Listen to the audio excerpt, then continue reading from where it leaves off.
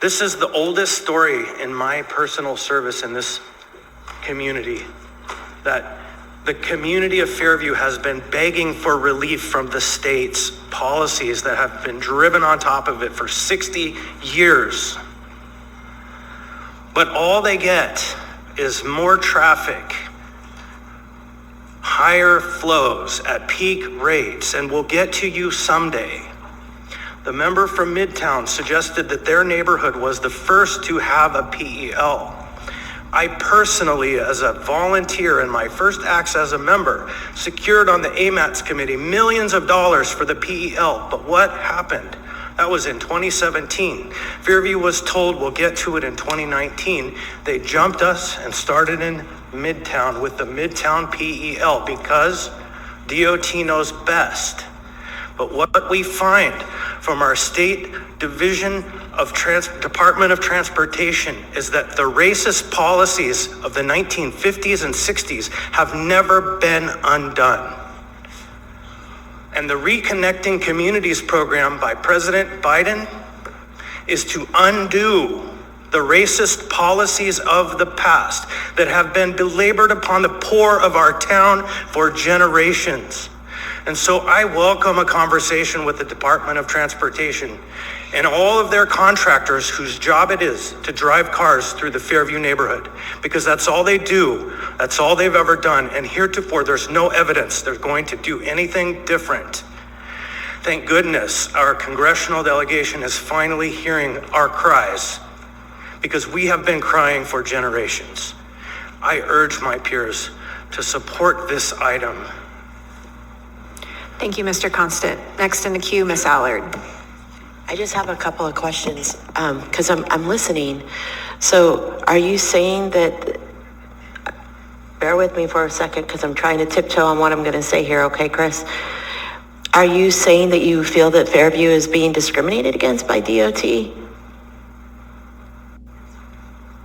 I don't want to put any words in your mouth. I'm just going to ask you that. The infrastructure that has Hold on. There you go. The infrastructure that has been developed has had a racist impact on our community and has never been undone. And it's recognized across this country that highway projects have done this. They've been used by people of the past, whether it was intentional or just because that was the easiest place to do the project at the time, that it has had that effect. And this road continues to tear apart a neighborhood that's very dense with people of lower economic status who are highly diverse, who have a federal highway within literal feet of their bedroom windows. That's what's going on here. And so I don't want to say that the state and its actors are being racist in their policy, but what I want to say is that there is harm that needs to be undone, and there's a program to do it. The neighborhood of its own accord made an application, and they wrote it themselves and submitted it to the federal government for help, and they're asking us to join them.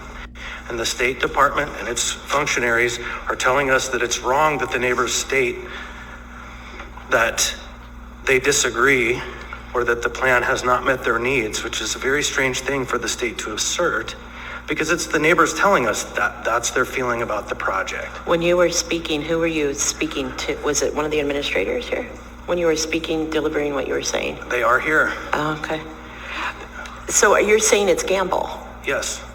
Gambell and Ingra both, the couplet. For generations? Yes. You know, there's a store in my neighborhood. It's called Gambell Street Cars.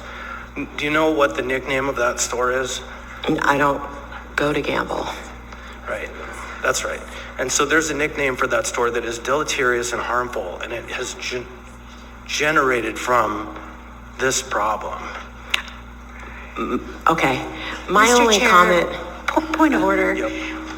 I'm sorry, but You can. this is kind of going on. It's a conversation back and forth. I think we should move through the queue Okay. and move to a vote if we can. That's fine.